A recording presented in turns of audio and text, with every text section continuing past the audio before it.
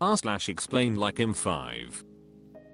The Pilahapus says, explain like I'm 5. If calories in, calories out equals weight gain, then what does metabolism have to do with anything? How does someone's metabolism impact the calories consumed vs calories burned equation? Thought Leader says, your metabolism can shift. More muscle, higher metabolism. More movement, higher metabolism. Manisalodi says, your metabolism is more or less the amount of energy you consume while idle. This is technically your basal metabolic rate, but this is just explain like I'm 5. If you exercise and or strength train regularly, you probably have more muscle than average, and muscle requires more calories. So your metabolism goes up. Your expenditure of course also goes up during exercise. And just to note, this equation is not precise. It's a relationship, like if I said running equals sweat. It says nothing about how many beads of sweat there will be, when the sweat will appear, etc. You should not expect to see the number on your scale go down by 1 because you've cut 500 calories per day from your diet in a given week. Weight measurements, intake estimates, and individual energy expenditure are all highly variable quantities that are difficult to measure precisely outside of lab conditions. What you need to pay attention to are long-term trends, and that means weighing yourself daily. r/explainlikeimfive. No relationship 8569 says, explain like I'm 5. Why is Somaliland not recognized as its own independent state? From what I understand, they basically run the entire chunk of land themselves. They have foreign relations and they seem pretty independent. But Noon has recognized them. So, why? Am I missing SMTH? Stroopwerfeling says, in addition to what others have said, the international community has spent a lot of time and resources trying to re-establish a functioning central government in Somalia after a long-running civil war, with deeply mixed results at best.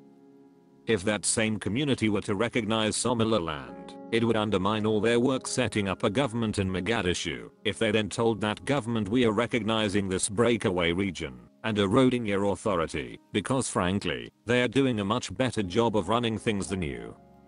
In turn, this would risk weakening the ongoing regional fight against Al-Shabaab, the local rebel group that seeks to establish their own theocratic government and has carried out attacks beyond Somali territory.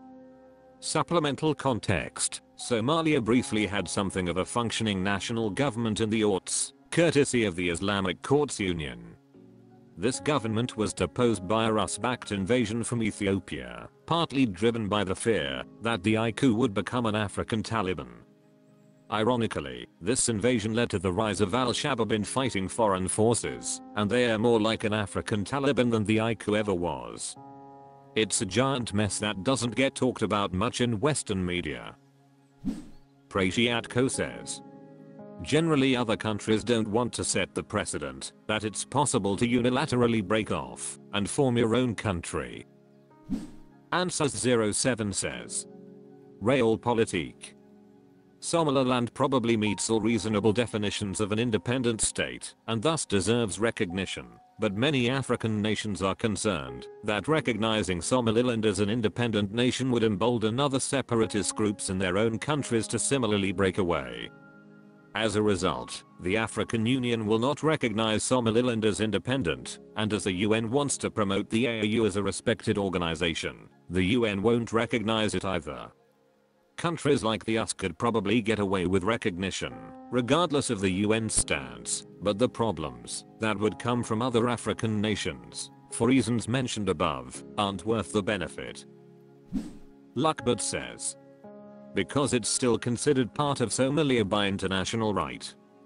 Unless Somalia and Somaliland sign a contract that recognizes their border, they are basically still in a civil war, and recognizing Somaliland as intervention in internal affairs of Somalia. Most countries are neutral in this conflict, so they do nothing until Somaliland gets officially released from Somalia. This is kind of the same situation as with China and Taiwan. Taiwan can't get recognized without angering mainland China. This is also why Taiwan is the only country that recognizes Somaliland. r/explainlikeimfive. Meggy Doodles says, explainlikeimfive, how does phone spoofing work? My family has been the target of a harassment campaign by a group of young teenage boys because my sibling has a small following on YouTube, and for some reason these dweebs have decided to make it their life's mission to bully my sib off the internet. Because Sib has fortified all means of communication online and is no longer reachable, the harassers have been contacting me and anyone associated with Sib by sending threatening texts and voicemails through spoofed numbers. The police are involved on Sib's side of things, but I'm just curious how these idiots are managing to spoof their numbers to attack us daily. What's the mechanism for this? How does it work? Sanjabk says, it is a failure of us government to regulate powerful telecom companies. Elsewhere, telcos are responsible for making sure that the caller ID sent via SS7 is correct. It isn't too hard to refuse a call or SMS that has a Verizon's caller ID if it unexpectedly comes from a Nigerian VoIP operator. But it costs money and telcos tend not to spend a dime unless required by law, and big fines are a risk. Shaunaru says, despite all of the advances in technology since then, the current phone system still inherits a lot of properties of some of the earliest phone systems, and those phone systems prioritized reliability over security. A lot of the rules for how the phone networks were put together attempted to keep it all as simple as possible in order to make it all interact reliably, and as newer features like caller ID and whatnot were piled on top of it, they often had to be implemented in fairly simplistic and insecure ways in order to not break compatibility with existing older parts of the overall phone system. The end result of all of this is that basically when someone makes a phone call, they can report whatever they want as their phone number, and the system doesn't have any way of verifying it. The solution to this is government regulation requiring all of the phone companies to upgrade everything to more secure systems, but that would cost the phone companies a lot of money and effort, so they've lobbied pretty hard to avoid such regulations from passing. r/explainlikeimfive. Strange Iron 4859 says, explainlikeimfive, how does a geostationary satellite remain over the same spot on Earth? Encyclopedia says, let's imagine an instant in time without gravity. The satellite is above some special point on the Earth and is moving quite fast. Point of course, the Earth is turning.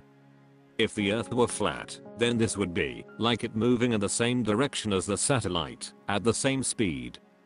Since it isn't flat, though, the special point is actually falling away from the satellite. Now let's add gravity. Gravity causes the satellite to fall towards the Earth. Geosynchronous orbit happens when the Earth is falling away from the satellite at the same speed that the satellite is falling towards the Earth. Ecarol1 says, if you are close to the Earth, like the space station, ICE, then it takes about 90 minutes to go around the Earth. If you are very far from the Earth, like the moon, it could take weeks to go around the Earth. The further you are, the longer it takes to go around the planet. If you do the math, there is an exact distance from the Earth, where the time to go around the Earth happens to match the time it takes for the Earth to rotate. This distance is about 22,300 miles. Such an orbit it is called geosynchronous. If that orbit is perfectly along the equator, it's called geostationary and the object will appear to sit motionless in the sky. It's actually orbiting the Earth, but the Earth happens to be turning under it at the same speed.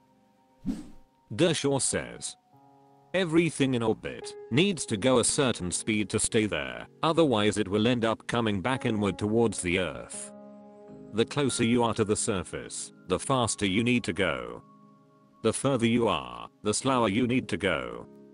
At the very other extreme, if something isn't moving sideways at all, it just falls straight down.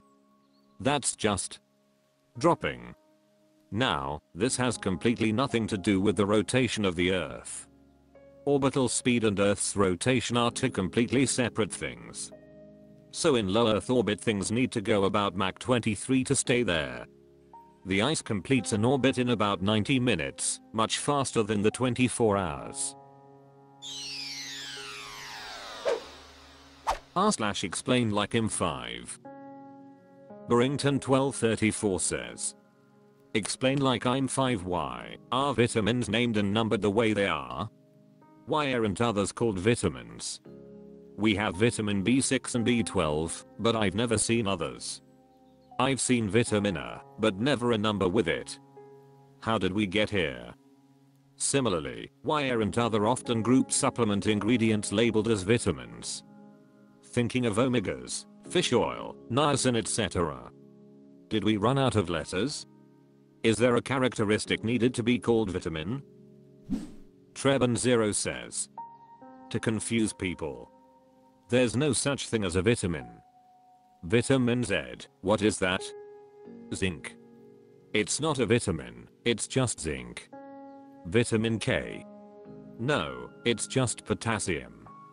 Supposedly if your kidneys are functioning correctly there should be a trace amount of gold in your system. Vitamin G. Doctors are able to measure what element and compounds should be in your blood. Vitamins are a marketing thing. Also, I get the vital mineral part of it. I'm not saying these aren't vital. But vitamin has sort of taken on its own meaning as something you need to supplement. Seatalkavfif says. I can answer one part of your question, why some things aren't vitamins. Vitamins are defined as small organic molecules that are necessary micronutrients for human health. Organic molecules meaning mostly made of carbon, hydrogen, and oxygen, with occasionally nitrogen, sulfur, or others.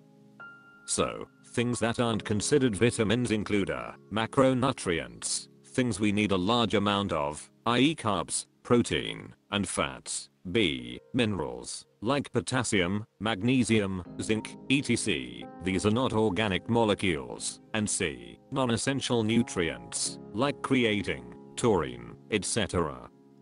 Now there are some things that probably should be given a vitamin designation, but haven't, like choline.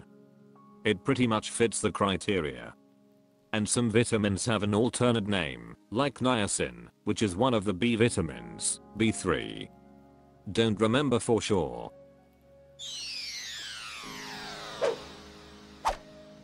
That's all for this video. Thank you for watching. Please subscribe.